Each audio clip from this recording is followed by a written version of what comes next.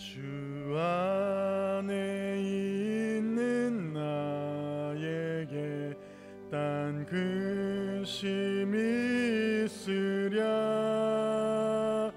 십자가 밑에 나가 내 짐을 풀었네. 주님을 찬송하면서 할렐루야 할렐루야. 내 앞길 멀고 험해도 나 주님만 따라가리. 그 두려움이 변하여 내 기도 되었고, 전날의 안숨 편하여 내 노래 되었네. 주님을 찬송하면서 할렐루야 할렐루야. 내 앞길 멀고 험해도 나 주님만 따라가리. 내 주는 자비하셔서 늘 함께 계시고, 내 궁핍함을 아시고 늘 채워주시네.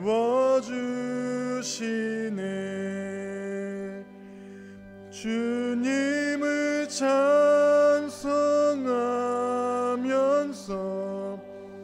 할렐루야 할렐루야. 내 앞길 멀고 험해도 나 주님만 따라가리. 내 주와 맺은 언약은 영불변하시니,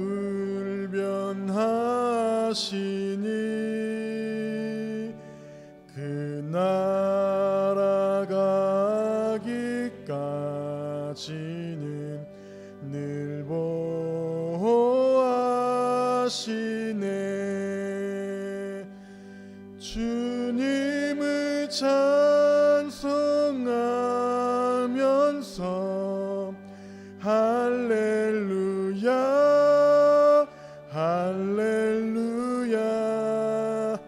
내 앞길 멀고 험해도 나 주님만 따라가리.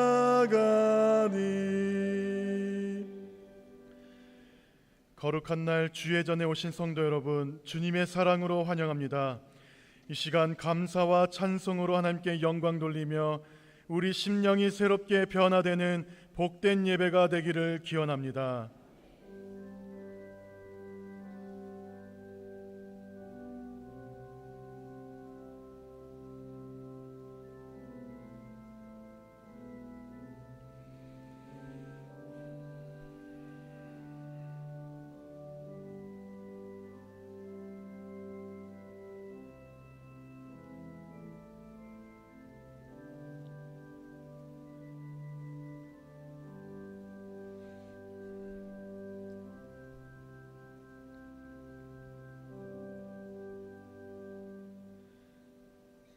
하나님은 영이시니 예배하는 자가 신령과 진정으로 예배할지니라. 사랑의 하나님, 주의 자녀들을 지난 한 주간 주님의 은혜 가운데 지켜주시고 오늘 주의 성전에 복된 예배로 인도하심을 감사드립니다. 이 시간 풍성한 은혜를 베푸시어 성령 충만한 예배가 되게 하옵소서. 우리의 믿음이 성장하고 성숙하여 주님께 영광 돌리는 온전한 예배자가 되게 하옵소서. 예수 그리스도 이름으로 기도드립니다. 아멘. 전능하사 천지를 만드신 하나님 아버지를 내가 믿사오며 그 외아들 우리 주 예수 그리스도를 믿사오니 이는 성령으로 잉태하사 동정녀 마리아에게 나시고 본디오 빌라도에게 고난을 받으사 십자가에 못 박혀 죽으시고 장사한 지 사흘 만에 죽은 자 가운데서 다시 살아나시며 하늘에 오르사 전능하신 하나님 우편에 앉아 계시다가 저로서 산자와 죽은 자를 심판하러 오시리라. 성령을 믿사오며 거룩한 공회와 성도가 서로 교통하는 것과 죄를 사하여 주시는 것과 몸이 다시 사는 것과 영원히 사는 것을 믿사옵나이다. 아멘. 찬송가 384장입니다.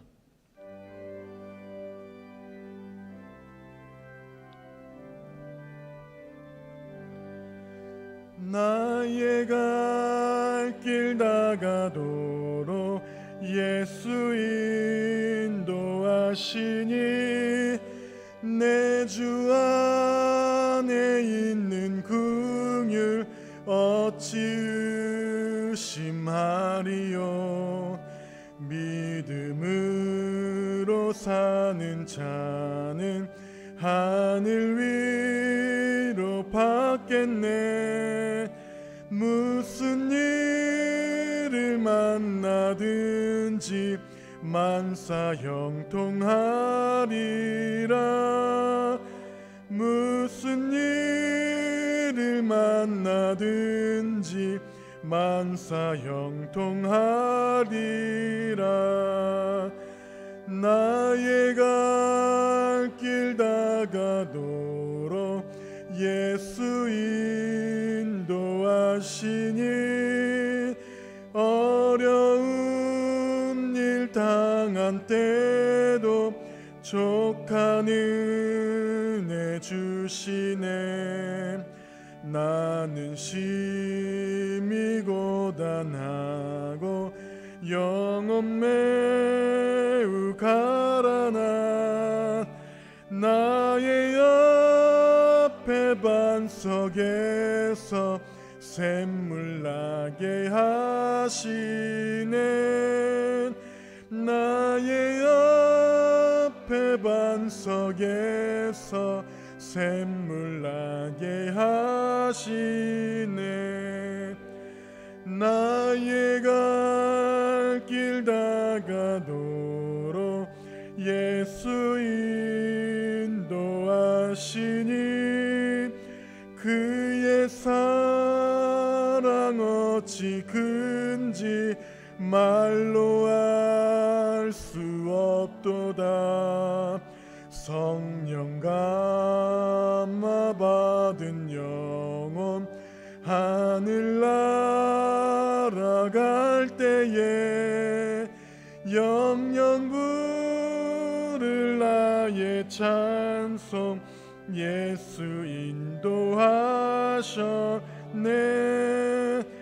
영영 부를 나의 찬송 예수 인도하셨네.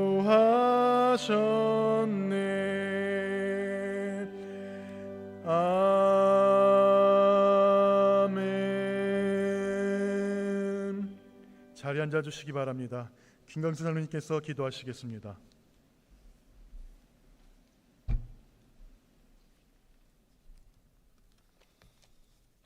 거룩하시고 자비로우신 하나님 아버지, 여름의 끝자락인 8월 마지막 주일을 주님의 거룩한 성전에서 신령과 진정으로 예배드리게 하시니 감사드립니다. 이 시간 찬양과 경배로 우리의 몸과 마음을 드리오니 기쁨으로 흠양하여 주시고 오직 하나님 이름만 높이는 은혜의 시간이 되게 하여 주시옵소서. 사랑이 많으신 하나님 아버지, 8월의 마지막 날을 보내며 지난 여름날의 우리의 삶을 돌아봅니다. 뜨거운 폭염과 장마 속에서도 우리의 삶을 지켜주셨고 일터와 가정, 교회를 평안한 가운데 주님의 은혜로 인도하여 주셨음을 감사드립니다. 이제 여름을 지나 새로운 계절 가을을 맞이하게 하시고 풍요로운 결실을 기다리듯이 저희들의 믿음도 성숙하여져서 주님 안에서 열매 맺고 성화되어가는 우리들이 되게 하여 주시옵소서. 하나님 아버지, 한 주간도 우리는 말과 행동이 주님의 뜻을 따르지 못했고 세상의 유혹 앞에서 쉽게 흔들리며 살아왔음을 회개합니다. 주님보다 세상을 더 사랑했고 기도하기보다는 걱정과 불평으로, 이웃을 사랑하기보다는 나 자신의 유익을 먼저 생각했으며 하나님의 말씀대로 순종하지 못했던 우리의 연약함을 용서하여 주시옵소서. 하나님 말씀이 삶의 길이 되게 하시고 내 뜻과 다를지라도 오직 순종하는 마음으로 주님의 말씀을 따르고 우리의 신앙과 인격이 더 깊어져서 세상 속에서 주님을 닮은 모습으로 선한 영향력을 끼칠 수 있는 주님의 자녀로 살게 하여 주시옵소서. 우리 서남교회를 사랑하시는 하나님 아버지, 주님의 몸된 교회를 세우신 목적대로 내 집은 만민이 기도하는 집이라고 말씀하셨사오니 모든 성도들이 교회를 중심으로 성전의 삶을 살게 하시고 주님을 사모하며 주님의 이름을 높이는 교회 되게 하여 주시옵소서. 세상은 갈수록 복잡하고 혼란스럽지만 우리 교회만큼은 언제나 따뜻한 빛과 같은 공간이 되어서 누군가 힘들고 어려울 때 주님의 품처럼 기대어 쉴 수 있는 교회 되게 하시고 이웃을 향한 우리의 작은 관심과 손길이 누군가에게는 큰 위로가 되어주는 아름다운 교회 되게 하여 주시옵소서. 은혜의 하나님 아버지, 우리 교회가 3대 담임 목사님 취임 예식을 준비하게 하시니 감사드립니다. 지난 시간 동안 우리 교회를 인도하신 주님의 은혜를 기억하며 목회자의 공백 속에서도 교회와 성도들을 지켜주셨고 모든 과정 속에서 하나님의 선한 계획과 뜻이 스며 있었음을 고백합니다. 이제 담임 목사님 취임과 함께 말씀과 기도로 주님의 몸된 교회를 세워가도록 성령 충만함과 하늘의 지혜를 더하여 주시옵소서. 주님의 마음으로 성도들을 품게 하시고 사랑과 진리로 양떼들을 인도하시고 목사님과 한마음 한뜻이 되어서 서로 존중하며 세워주는 공동체가 되게 하여 주시옵소서. 담임 목사님 취임을 계기로 우리 교회가 영적으로 부흥하게 하시고 앞으로 목사님 목회 여정 가운데 어려움이 없도록 온 성도가 함께 손을 맞잡고 믿음의 경주를 끝까지 달려갈 수 있도록 축복하여 주시옵소서. 우리의 소망이 되시는 하나님 아버지, 지난 여름 동안 진행된 모든 교회 사역 위에 함께 하시고 여름 성경학교와 수련회 봉사활동으로 수고하신 많은 손길들을 기억하여 주시고 그들의 헌신 위에 아름다운 열매를 맺게 하여 주시옵소서. 가을 9월을 준비하며 새로운 학교와 업무 관계 속에서 무엇을 하든지 주님께 영광을 돌리는 삶이 되게 하시고 교회와 각자의 자리에서 맡겨진 사명을 기쁨으로 감당하여 새로운 사역의 문을 열어가게 하여 주시옵소서. 이 시간 성도님들의 마음속에 있는 기도의 제목을 주님께 올려드립니다. 육신의 질병으로 힘들어하는 성도님, 여러 가지 모양으로 어려움을 당하는 성도님들을 붙잡아 주시옵소서. 사람은 할 수 없을지라도 전지전능하신 하나님은 모든 것을 다 하실 수 있음을 굳게 믿고 주님 안에서 소망을 품고 믿음을 더욱 견고히 하여 치유와 회복이 되는 은혜를 내려 주시옵소서. 하나님 말씀을 전하시는 담임 목사님께 하늘의 지혜와 성령의 능력을 부어 주셔서 선포되는 말씀에 우리의 굳은 마음이 녹아지게 하시고 회개와 결단으로 연약한 믿음을 새롭게 세워 주시옵소서. 온 마음과 정성으로 준비하여 하나님께 올려드리는 할렐루야 성가대의 찬양을 기쁘게 받아주시고 찬양으로 주님의 영광이 크게 나타나도록 축복하여 주시옵소서. 주님의 성전 여러 곳에서 예배를 돕는 손길들을 기억하여 주시고 그들의 기쁨과 감사로 섬겨서 하나님을 영화롭게 주님 오시는 날을 기다리며 변함없는 섬김으로 살아가게 하여 주시옵소서. 모든 것을 감사드리며 살아계신 예수 그리스도 이름으로 기도드립니다. 아멘.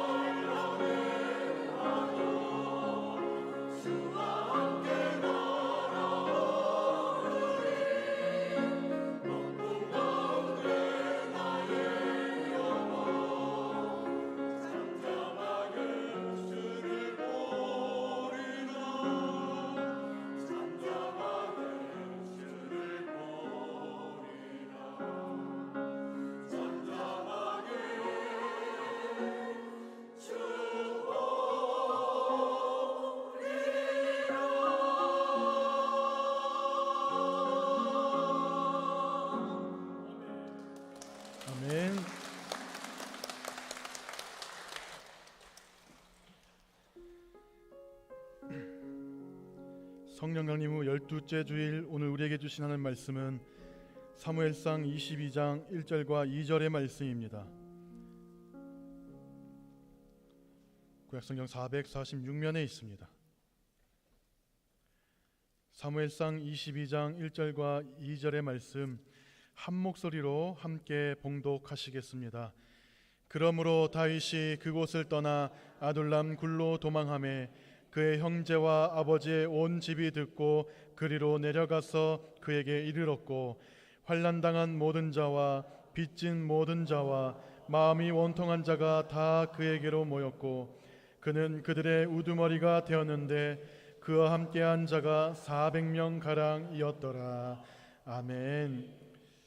어제 진행했던 종교인 대청소 영상 시청하신 후에 담임 목사님께서 말씀 선포하시겠습니다.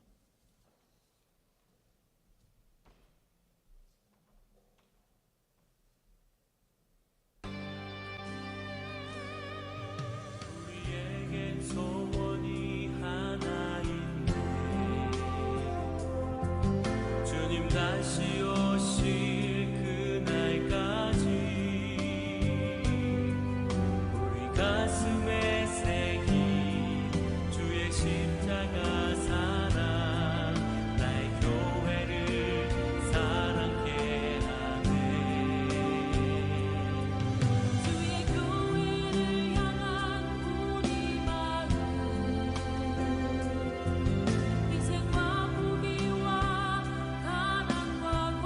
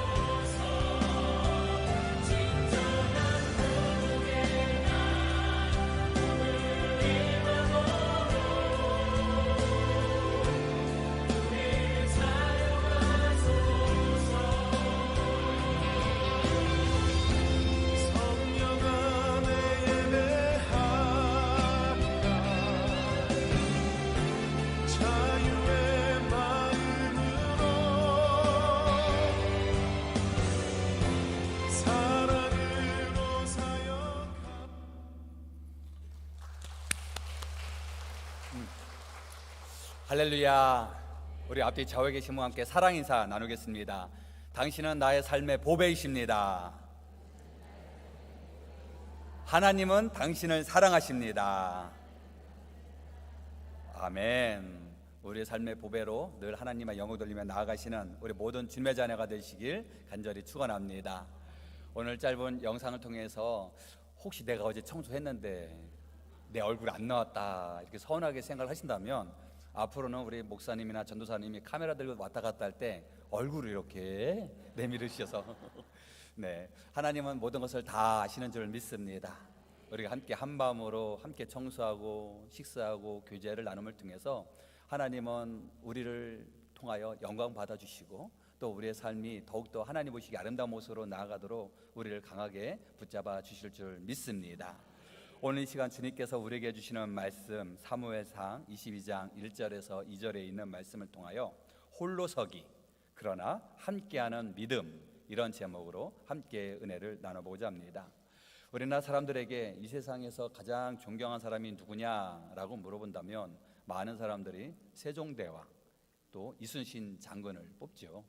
이스라엘 백성들에게 가장 존경한 인물이 누구냐라고 뽑으면 물론 많은 위인들이 있지만 그 중에서 다윗을 손꼽게 됩니다. 다윗, 솔로몬 시대 때 성전을 지었던 솔로몬의 성전보다도 다윗의 시대 때 다윗의 장막을 통해서 하나님 앞에 나아갔던, 그래서 솔로몬의 성전보다 다윗의 장막을 기억하며 나아가는 감사함을 고백하는 이들이 많은 이유는 바로 하나님은 건물을 보시는 것이 아니라 우리의 중심을 보시고 다윗의 믿음을 보시기에 하나님은 다윗을 축복해 주셔서 많은 이들이 나 또한도 다윗처럼 살겠노라 라고 고백하는 이들이 많이 있게 되지요. 오늘 귀한 말씀을 묵상하면서 우리 또한도 다윗의 믿음을 바라보고 또 우리도 은혜 가운데 믿음 안에 승리하며 나아가는 우리 모든 주님의 자녀가 되시길 간절히 축원합니다. 오늘 말씀의 배경은 이 아둘람이라고 하는 동굴을 이야기합니다. 오늘 말씀의 시작을 보게 되면 도망을 가는 이야기를 소개를 하고 있지요. 1절 말씀을 보니 그러므로 다윗이 그곳을 떠나 아둘람 굴로 도망하매 라고 시작을 하고 있습니다. 이 아둘람 굴이라고 하는 것은 아둘람 동굴을 의미하는데, 동굴이 하나가 아니라 여러 동굴들이 많이 있는 아둘람 지역을 이야기합니다. 우리가 보통 공동묘지라고 하면은 묘가 하나를 이야기하는 것이 아니라 여러 묘가 있지 않겠습니까? 마찬가지로 아둘람이라고 하는 것은 여러 동굴들이 있어서 은신처로 삼기에 딱 좋은 곳이었던 것을 보게 돼요. 이 앞에 있는 21장 말씀에 보면 다윗이 늘 하나님 말씀 의지하며 나아갔지만 그는 사울 왕에 의하여 도망을 가지 않으면 안 되는 상황에 그는 저 가드라고 하는 곳에 몸을 숨기게 될 때가 있었어요. 그런데 이 가드라는 곳은 절대 다윗이 가서는 안 되는 지역이었지요. 그 이유는 이 블레셋에 아주 그들이 바라봤을 때 존경했던 인물이 있었어요. 그 존경한 인물이 누구냐면 골리앗이지요. 이 골리앗을 쓰러뜨린 이가 누구냐면 소년이었던 다윗. 그렇기 때문에 이 다윗을 바라봤을 때 이 블레셋 사람이 생각할 때는 철천지 원수 아니었겠습니까? 우리의 위인이요 또한 키가 큰 장수 중에 장수였던 이 골리앗이 소년인 다윗에 의하여 목숨을 잃었고 그로 인하여 이 블레셋이 큰 힘을 잃었기 때문에 그 중에서도 이 가드라는 곳이 바로 이 골리앗의 고향인데, 그러니 절대로 가서는 안 되는 곳 중에 한 곳이 가드라는 곳 아니겠습니까? 근데 얼마나 목숨의 위태로움과 위기 속에 있었는지 이 가드라는 곳까지도 도망을 갈 수밖에 없었고 그곳에서 잡혀서 이 가드 왕 앞에 무릎을 꿇게 되게 되지요. 이때 다윗이 행했던 것은 미친 척을 했어요.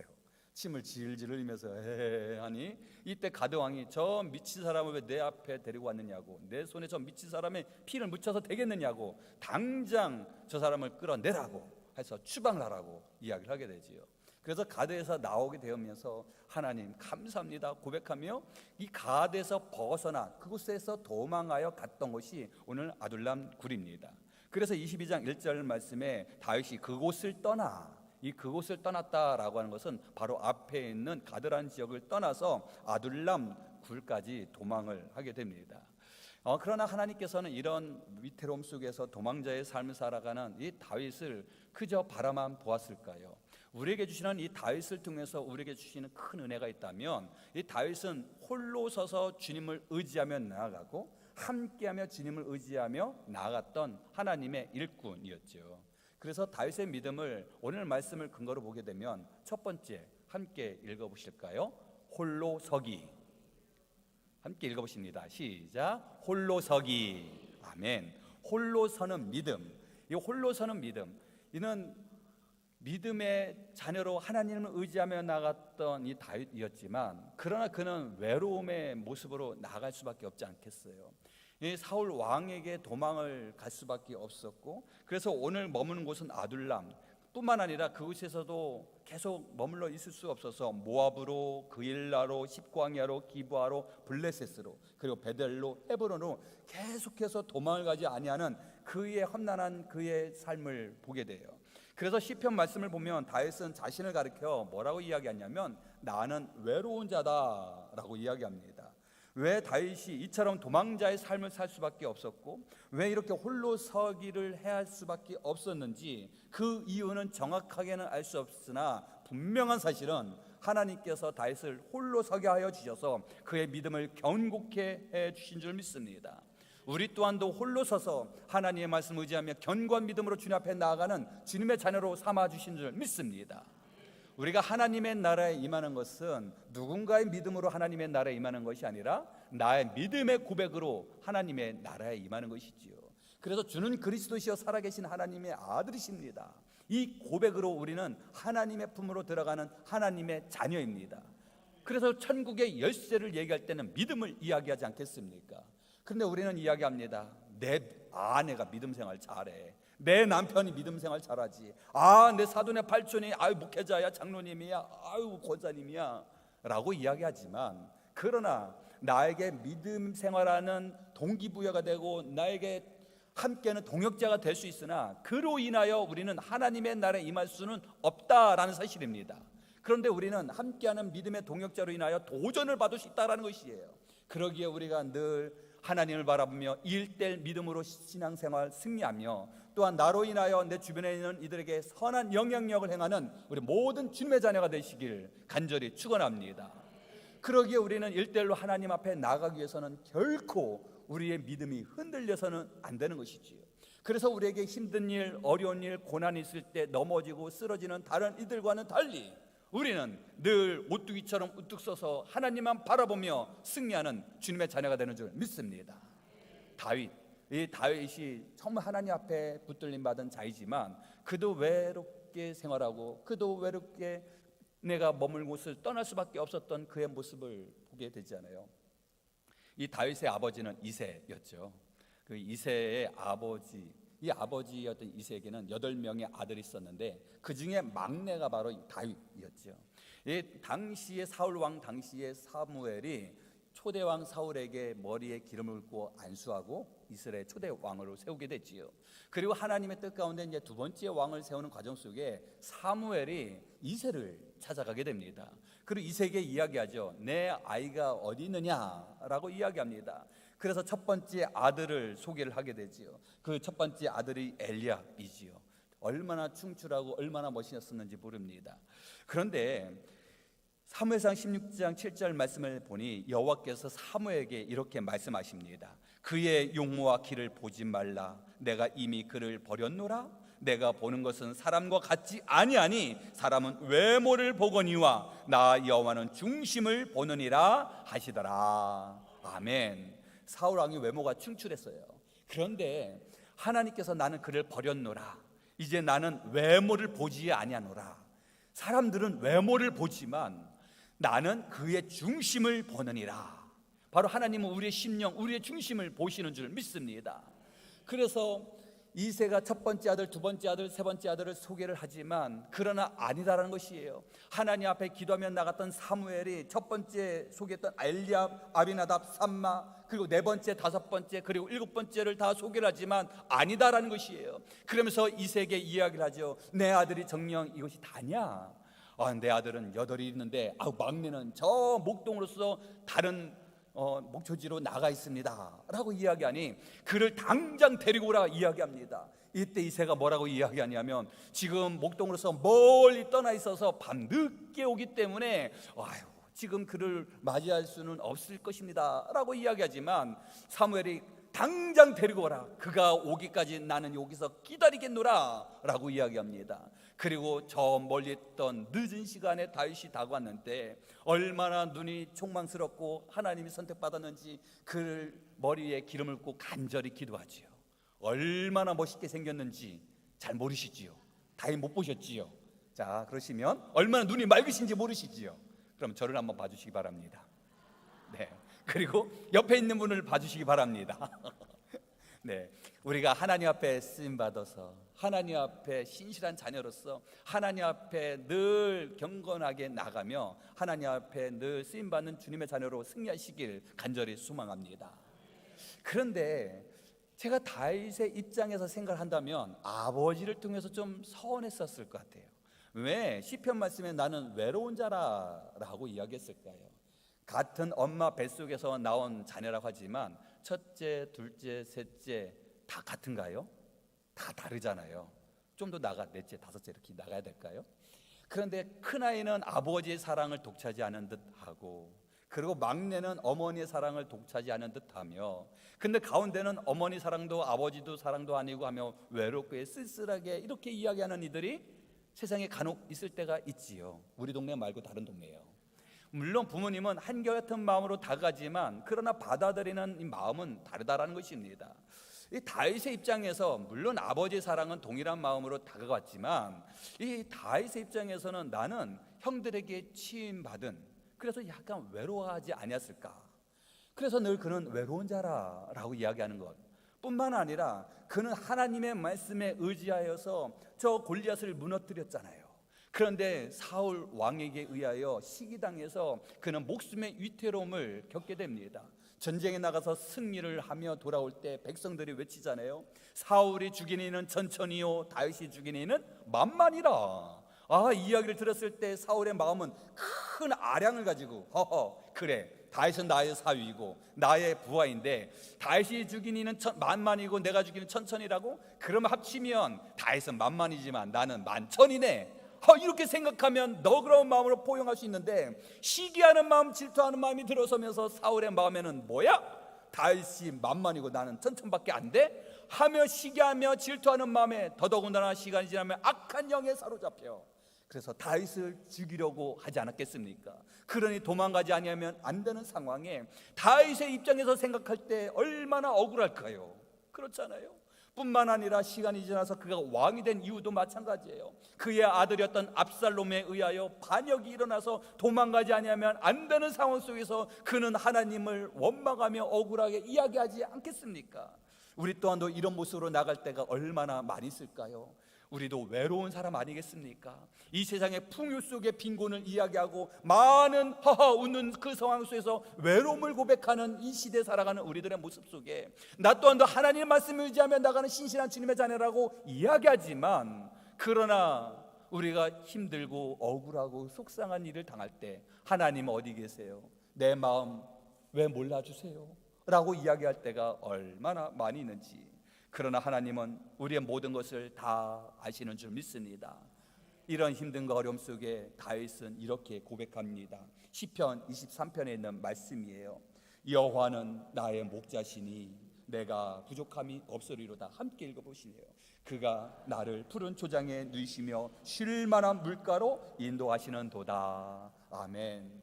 여호와 하나님은 나의 목자가 되어주시고 내가 부족함이 없도록 해주신다는 것입니다. 여호와 하나님 나를 푸른 초장에 눕혀주시고 쉴만한 물가로 나를 인도해 주신다는 것이에요. 얼마나 은혜가 넘치는. 그러나 가만히 보면 그의 삶은 그렇지 않아요. 쉴만한 물가로 나를 인도해 주시는 것이 아니라 도망자의 삶을 살게 하고 여호와 하나님 나의 목자라고 되어주신다면 왜 나에게 이런 억울한 일을 당하게 하냐고 하며 그의 삶은 시편의 믿음의 고백과는 전혀 다른 것 같아요.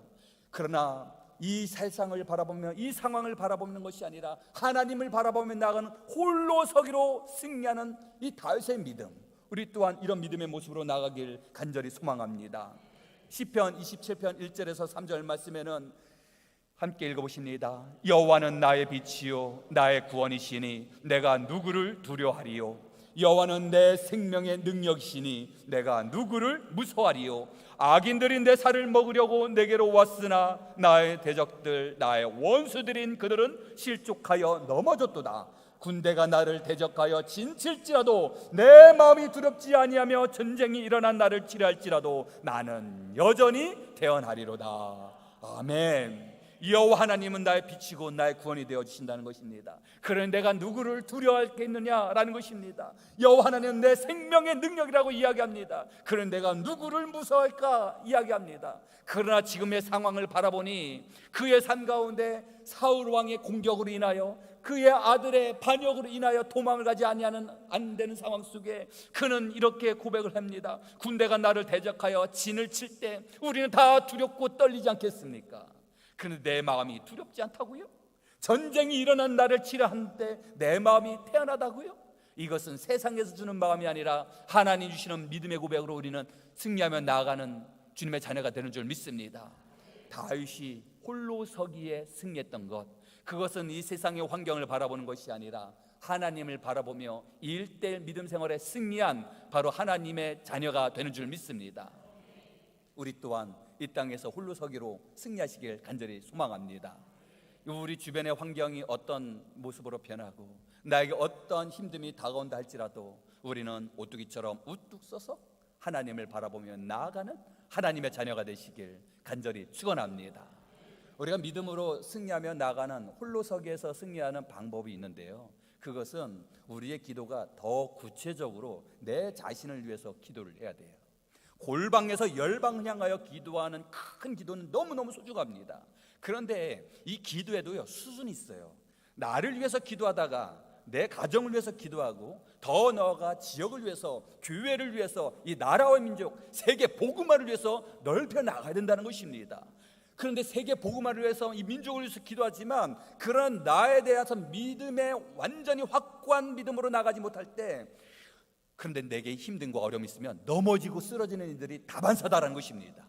그래서 내 믿음을 굳건하게 하기 위해서는 내가 더욱더 나를 위해서 철저하게 나의 믿음을 점검하고 하나님 앞에 기도하는 주님의 자녀가 되어야 될 줄 믿습니다.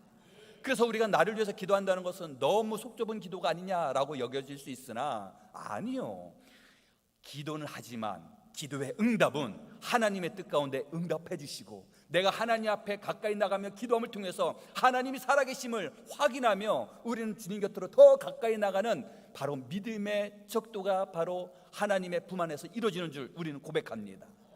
그래서 우리는 기도할 때 고백하는 거예요. 하나님, 나를 위해서 이 세상을 창조해 주시니 감사합니다. 하나님, 나를 위해서 해와 달과 별을 만들어 주셔서 늘 나에게 편함을 주시니 감사합니다. 하나님, 나를 위해서 꽃을 활짝 펴서 방긋 웃게 해주시니 감사합니다. 하나님이 이 세상을 누구를 위해서 창조해 주셨다고요? 나를 위해서. 바로 이것이 내 스스로 내 믿음에 고백하면서 내 자존감을 높이는 것이에요. 이 세상에 흔들고 넘어지는 이들이 많이 있지요. 신앙 안에서 흔들고 넘어지는 것뿐만 아니라 이 삶 속에서도 넘어지는 이들이 얼마나 많이 있는지, 자기 자신에 대해서 자신감이 없는 것이에요. 우리는 학생들에게도 이야기할 때, 누군가가 무슨 일을 할 때 늘 이야기하죠. 너 그러면 안 돼. 너 자신감을 가져. 너 할 수 있어. 하면서 그에게 힘을 북돋아 줍니다. 자신감을 가지라고, 할 수 있다고. 그런데 자신감은 너의 능력으로 할 수 있다라는 의미가 있지만 자존감을 가져는 의미가 좀 달라요. 너는 존귀한 존재야. 너에 대한 가치를 높여야 돼. 너는 정말 하나님께서 보내주신 너의 존재 가치를 너가 알아야 돼. 하나님이 너를 위해서 세상을 창조하시고 하나님께서 너를 이 땅에 보내주셔서 너를 통해서 이루시고자 하는 분명한 뜻이 계시니 너는 자존감을 가져야 돼. 우리 모두는 하나님의 이 땅에 보내주신 하나님의 자녀로 우리가 자존감을 가지며 하나님 앞에 나아가시는 우리 모든 주님의 자녀가 되시길 간절히 축원합니다. 그러기에 우리가 자존감을 가질 때 우리 주변에 있는 환경의 여건에 우리는 흔들리지 않고 십자가만 바라보며 주님만 바라보며 나아가는 복된 주님의 자녀가 되는 줄 믿습니다. 또한 이렇게 늘 홀로서기에 승리하며 나아갔던 이 다윗은 혼자가 아니었어요. 오늘 말씀의 2절 하반절 말씀을 보니 그와 함께한 자가 400명 가량이었더라 라고 말씀하세요. 즉 다윗이 승리했던 것은요, 두 번째 함께 읽어보실까요? 시작. 어떻게 한다고요? 함께 하는 것. 함께하는 믿음으로 승리하시길 간절히 소망합니다. 함께하는 것, 지금 아굴람 동굴에 지금 혼자 은둔 생활하려고 도망갔어요. 그런데 그곳에 있다라는 이야기 듣고 몇 명이 다가왔냐면 400명 가량이 다가왔는데, 그들은 어떤 사람이냐면 환난당한 모든 자, 빚진 모든 자, 마음이 원통한 자, 다 그에게로 모였고, 이 400명이 모였는데 저희들은 다윗과 함께 하겠습니다 하면서 용사들이 모인 것이 아니라 환난당한 자, 마음에 상처가 있는 자, 그리고 원통한 자, 억울한 자, 속상한 자, 실패한 자, 스스로 일어날 수 없는 자들이 지금 다윗에게 다가왔다는 것입니다. 그리고 400명이 함께 그곳에 있는데, 그곳에서 그냥 생활하는 것이 아니라 다윗 포함하여 이 400명이 도망자의 삶을 살고 있어요. 그러니 한 사람도 은둔 생활하는 거 쉽지 않은데 400명이 움직인다? 이거는 더 쉽지 않지 않겠습니까? 가족이 움직이는 것도 쉽지 않은데 10명도 아니고 20명도 아니고 400명이 움직인다? 그 안에 시간이 지남을 통해서 이 400명이 어떻게 변하는지, 시간이 지남을 통해서 함께하는 이 믿음의 공동체의 모습을 통해서 하나님 말씀 중심으로 함께하는 믿음 생활하며 이들이 점점 변화되어 그 후에 바로 이들이 다윗 왕조를 이루는데 충신들이 되는 귀한 일꾼들로 삼게 됩니다. 그러기에 부족하고 연약하지만 그러나 그들의 시간을 통해서 함께하면서 믿음 생활하며 주님 앞에 나아갈 때 하나님 그들을 더욱더 굳건하게 붙잡아 주시지요. 그러기 위해서 가만히 말씀을 묵상할 때 다윗이 400명에게 다가가서 다 이렇게 상담을 했을까요? 너 억울하지? 일로 와봐. 너 왜 억울해? 아유 그래 너무 속상하지. 너 왜 이렇게 마음이 상했어? 왜 그래? 일일이 다 찾아가는 것이 아니라 다윗이 하나님의 말씀 중심으로 살아가니 그 모습을 보고 배웠다라는 것이에요. 그러니 우리가 우리의 가정에서 내 자녀를 위해서, 내 이웃을 위해서 나갈 때 그들을 위로하는 것도 너무 중요하지만, 내가 하나님 말씀 의지하며 하나님 말씀 따라 살아갈 때 그 모습을 보고 도전받고 은혜 자료로 나가게 되는 줄 믿습니다. 사무엘상 24장 말씀에 이 사울이 군사 3,000명을 이끌고 저 엔게디라고 하는 곳에 머물러 있다라는 소식 듣고 이 다윗을 잡으려고 다가가게 됩니다. 그런데 이 엔게디라고 하는 것은요, 그 강원도의 속초쯤 되지 않을까 이렇게 생각을 하는데요. 이 엔게디는 사막의 오아시스와 같은 곳이고요. 이 엔게디에는 자그마한 폭포가 있고 이 물이 흘러요. 그리고 이곳은 이제 숲으로 이루어져 있습니다.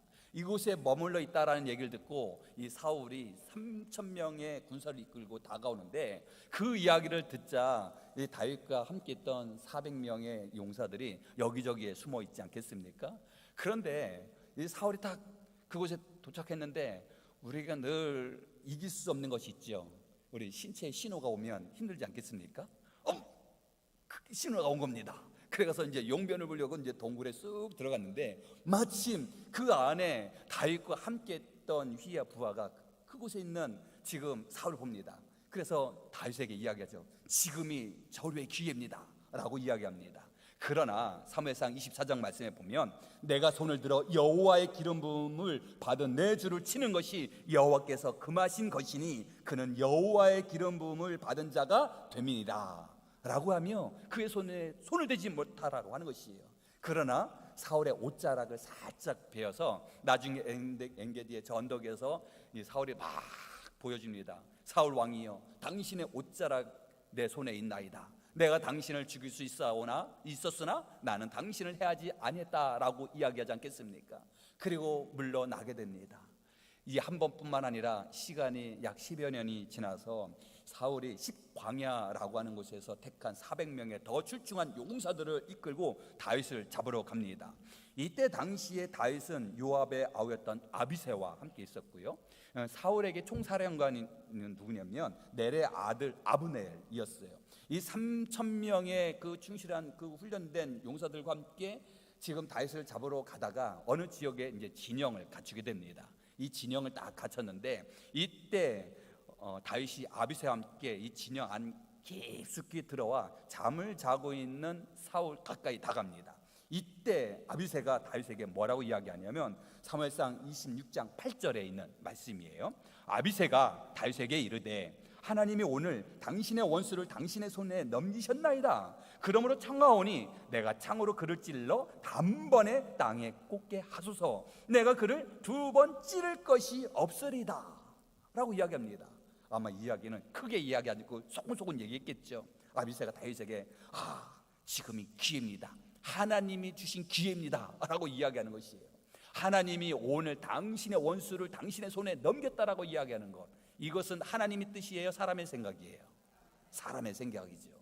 그런데 또 아비새가 이야기합니다. 내가 창으로 그를 찔러서 한 번에 처치할 수 있는데 2번 찌를 것도 없습니다. 한 방이면 끝납니다 라고 이야기하는 것이에요.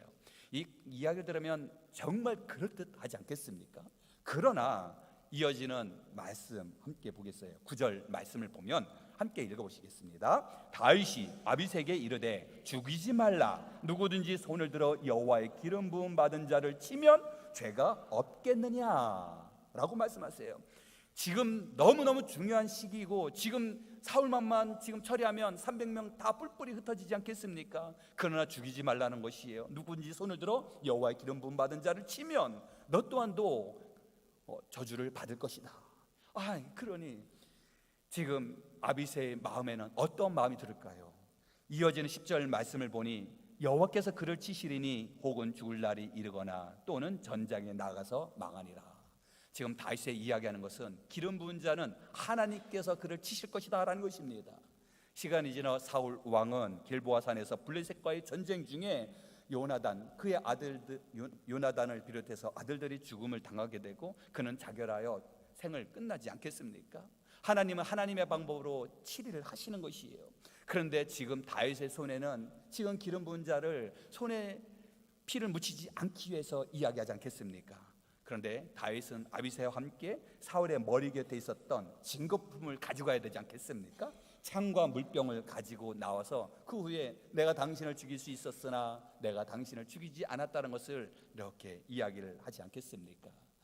그런데 말씀을 묵상하다 보면 지금 아비새는 다윗과 함께하면서 동거동락하면서 어떻게 하면 전쟁을 이길 수 있을까? 어떻게 하면 사울에게 피해서 목숨을 유지할 수 있을까? 어떻게 하면 우리의 원수를 갚을까 하면서 생활은 하지만, 그러나 아비새 또한 누구의 영향을? 다윗이 하나님을 바라보며 나가는 그 모습을 보면서 선한 영향 속에서, 그래서 함께했던 400명의 용사들이 시간이 지나면서 점점 하나님의 택한 백성이 되고 충실한 하나님의 일꾼이 되어서 후에 다윗 왕조를 이루는데 중추적인 역할을 감당했던 이들이 바로 오늘 말씀 아굴람 굴에서 함께 지냈던 이 400명의 용사들이 그 귀한 일을 감당하고 있음을 보게 됩니다. 이 400명의 용사는 다 처음부터 준비된 자들이 아니라 환난당한 자, 빚진 자, 마음이 원통한 자. 우리 또한도 우리의 삶을 가만히 보면 우리 또한도 완전한 자라고 어떻게 이야기할 수 있겠어요? 우리 또한도 불완전하고 우리도 부족하고 상처 있고 힘든 우리들이지만, 그러나 우리들이 함께 모여서 하나님 앞에 나아갈 때 하나님은 우리를 드높여 귀하게 사용해 주시는 줄 믿습니다. 다윗 왕조가 큰 힘을 발휘할 수 있었던 것은 바로 다윗의 충신들이 있었기에 가능한 것 아니겠습니까? 이 다윗의 충신들이 있었던 것은 다윗은 하나님만 바라보며 하나님 말씀 따라 살아가는 하나님의 자녀임을 누구보다 충신들이 잘 알았기 때문에 지금 기회를 역탐하고 지금 상황을 역탐하는 것이 아니라 하나님 말씀 따라 살아가는 우리의 왕 다윗을 바라본 것처럼 우리들이 하나님의 말씀을 의지하며 하나님을 바라보며 나아갈 때 하나님의 뜻 안에서 우리를 존귀케 세워주는 것뿐만 아니라 우리 주변에 있는 이들에게 선한 영향력을 행하게 해주신 줄 믿습니다. 사업의 시작을 더 빨리 준비하고 더 많은 것을 준비할 수도 있지요. 그러나 잠시 머물러 서서 하나님 기도로 시작하게 하여 주시옵소서. 새로운 삶을 시작하는 만남의 축복을 허락해 주시고 결혼의 시작의 첫 발걸음을 하나님 기도로 시작하게 하여 주시고 하나님의 뜻 가운데 나아가게 하여 주시옵소서. 바로 우리가 믿음의 모습으로 나아갈 때 하나님은 우리를 축복해 주시는 줄 믿습니다. 이번 주 토요일은 3대 담임 목사 취임 예식이 있습니다. 제가 말씀을 준비하면서도 저도 좀 부끄럽기도 하며 좀 그렇지만 어찌 보면 3대 목회자인 제가 취임하는 시간 아니겠습니까? 저 개인적으로도 얼마나 영광스러운 자리인지 모릅니다. 그러나 저는 두렵고 떨리는 마음으로 준비합니다. 긴장된 마음으로 준비합니다. 왜냐하면 하나님께서 저를 서약하는 자리에 세워주시는 것 아니겠습니까? 그런데 취임 예식은 저만의 하나님 앞에 고백하는 예식이 아니라 우리 교회 주시는 축복의 시간이고 다시 한번 우리의 믿음에 점검하는 은혜 시간이 되는 줄 믿습니다.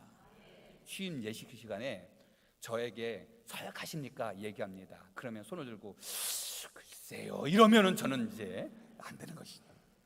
그런데 손을 들고 서약한데 예 서약합니다. 제가 서약을 마치면 성도님 일어나시기 바랍니다. 충주 서남교회 교우들은 일어나시기 바랍니다. 그러면 일어나셔서 서약을 같이 합니다. 이 서약하는 것은 저만 하는 것이 아니라 성도들이 같이 하는 것. 취임 예식을 준비한다라는 것은 어떤 결혼 예식을 통해서 양가의 집안으로 축제로서 끝나는 것이 아니라 우리 온 취임 예식은 성도들이 하나님 앞에 나가는 정말 은혜스러운 성스러운 예식의 시간이라 고백을 하게 돼요. 그러기에 주님, 제가 다시 한번 믿음의 고백으로 하나님 앞에 나아가는 신실한 주님의 자녀가 되게 하여 주시사 홀로 서기에서 승리했던 다윗 뿐만 아니라 더불어서 함께 400명이 모여서 함께 은혜 자리로 나아갔던 다윗과 함께했던 용사들처럼 주님, 우리의 가정에 내가 다윗의 역할을 통해서 나를 중심으로 우리 가정이 하나가 될 수 있고, 부족하지만 주님, 우리 충주 서남교회가 또한 목회자와 장로님과 온 성도들이 하나가 되어 하나님의 중추적인 역할을 감당하는 귀한 하나님의 교회가 되고 백성이 되게 해달라고 우리가 함께 기도로 준비하며 나아가시는 우리 모든 주님의 자녀가 되시길 간절히 축원합니다. 다윗과 함께했던 400명의 용사는 아굴람에서만 머물러 있던 것이 아니라 점점 시간이 지나면서 이제는 더 나아가 이스라엘의 큰 왕조를 이루고 또한 이스라엘의 가장 강한 나라를 세웠던 것처럼 우리 충주 서남교회는 충주에서 서남쪽 방향, 이제는 서남 방향뿐만 아니라 서남을 중심으로 해서 충주 지역 일대를, 더 나아가 충청도를, 더 나아가 한반도를, 더 나아가 세계 복음화에 우뚝 서서 귀한 사명을 잘 감당하는 우리 서남교회, 그리고 쓰임받는 이 서남교회 우리 온 교우들이 돼서 축복을 누리는 우리 모든 주님의 자녀들이 되시길 간절히 축원합니다. 믿음을 위해서는 홀로 서기를 하며 나아가며 뿐만 아니라 우리는 바른 삶, 바른 행동을 통해서 이 세상에서 사는 세상 사람인 듯하지만 우리는 이 세상을 넘어 하나님을 바라보며 나아가는 하나님의 자녀로서 우리에게 가장 필요한 것은 하나님의 말씀과 기도로 서로 사랑하는 마음으로 나아갈 때 우리는 승리하며 나아가는 주님의 자녀가 되는 줄 믿습니다. 이제 우리에게 필요한 것이 있다고 한다면 말씀과 기도로 우리의 가정에 성령의 불이 사라지지 않도록 기도하시고, 또 우리 충주 서남교회는 이제 이 재단에 성령의 불이 꺼지지 않도록 우리가 함께 합심하여 기도하며 나아가 놀라운 하나님의 은혜를 경험하며 승리하며 살아가는 우리 모든 주님의 자녀가 되시길 간절히 축원합니다. 기도하시겠습니다. 사랑이 많으신 하나님, 감사와 영광과 찬양 올려드립니다. 오늘 사모하는 마음으로 주님의 품으로 다가와 함께 찬양하며 함께 말씀을 의지하며 나아가는 우리 모든 주님의 자녀들에게 놀라운 은혜와 은총으로 덧입혀 주시옵소서. 예수 그리스도의 이름으로 기도드리옵나이다. 아멘. 결단 찬송 430장 부르시며 예물 봉헌하시겠습니다.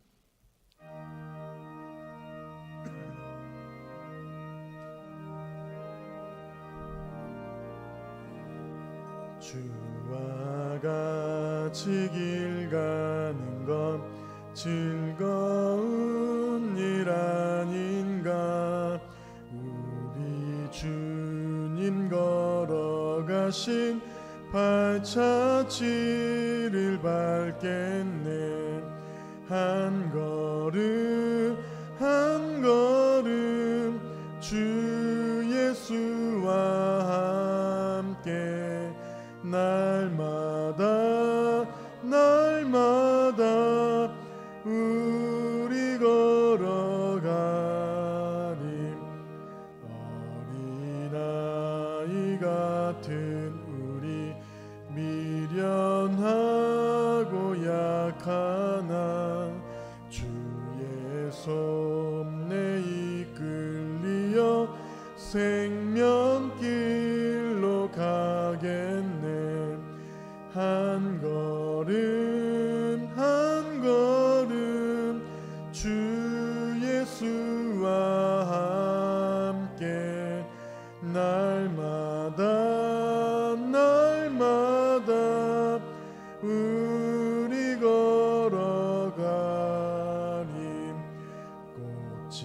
비는 들판이나 험한 골짜기라도 주가 인도하는 대로 주와 같이 가겠네. 한 걸음 한 걸음 주 예수와 함께 날마다 날마다 우리 걸어가리. 옛 선지자의 노같이 우리들도 천국에 들려 올라갈 때까지 주와 같이 걷겠네. 한 걸음 한 걸음 주 예수와 함께 날마다 날마다 우리 걸어가리.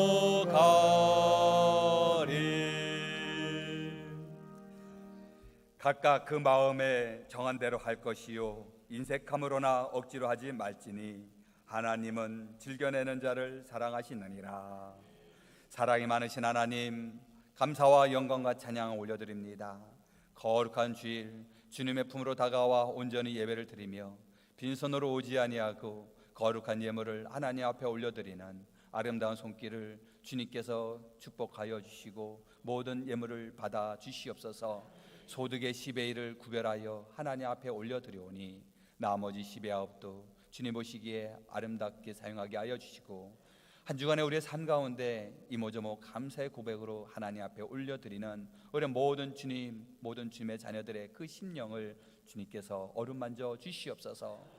또한 선교지를 향하여 간절히 기도하며 또한 선교 예물을 통하여 선교에 동참하는 아름다운 손길을 기억하여 주셔서 주님 골방에서 열방을 향하여 기도할 때 놀라운 하나님의 역사심이 세계 방방 곳곳에 또한 불모지 땅에 귀한 주님의 복음의 씨앗이 열매를 맺게 주님께서 함께하여 주시옵소서. 또한 보이지 않는 손길로 헌신한 주님의 자녀들을 기억하여 주시옵소서. 주방봉사, 차량봉사, 안내봉사, 청소봉사 이모저모 헌신하며 섬기는 우리 모든 주님의 자녀들 주님은 다 아시오니 주님께서 갑절의 은혜를 더해 주시고 항상 영육간의 강건한 모습으로 승리케 하여 주시옵소서. 예수 그리스도 이름으로 기도드리옵나이다. 아멘. 교회 소식을 알립니다. 주보를 첨주해 주시기 바랍니다. 부임 대신방 안내입니다. 사랑교구 순장님께서는 교구 담당 목회자 상의하셔서 일정을 조율하시기 바랍니다.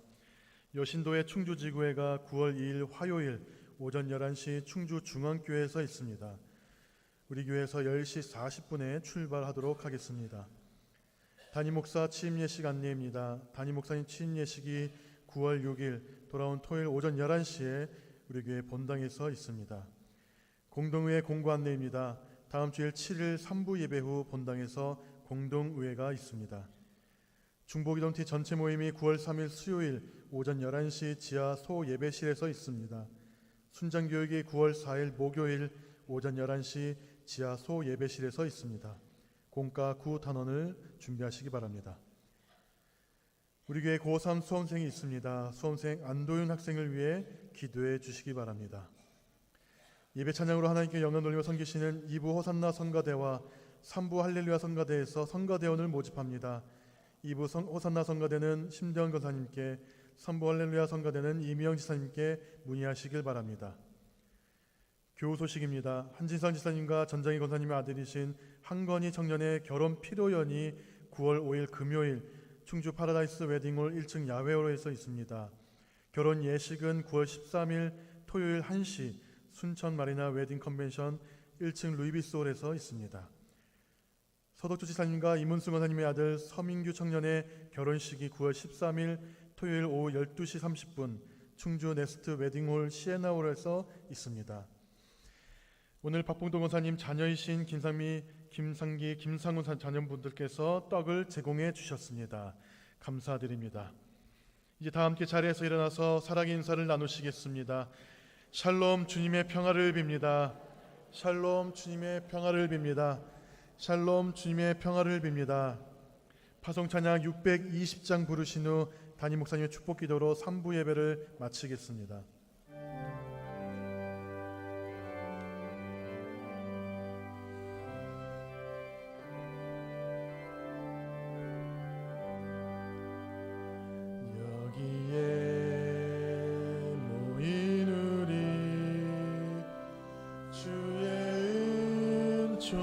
받은 자여라 주께서 이 자리에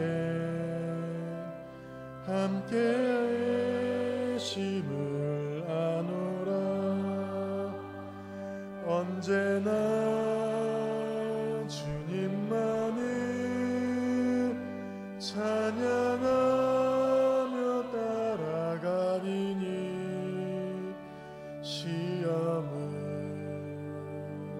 당할 때도 함께 계심을 믿노라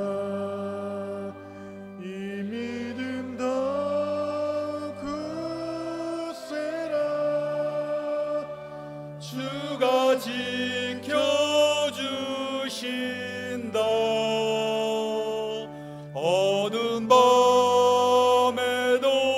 주의 밝은 빛 인도하여 주신다. 온 우주 만물을 창조하신 여호와 하나님, 감사와 영광과 찬양을 올려드립니다.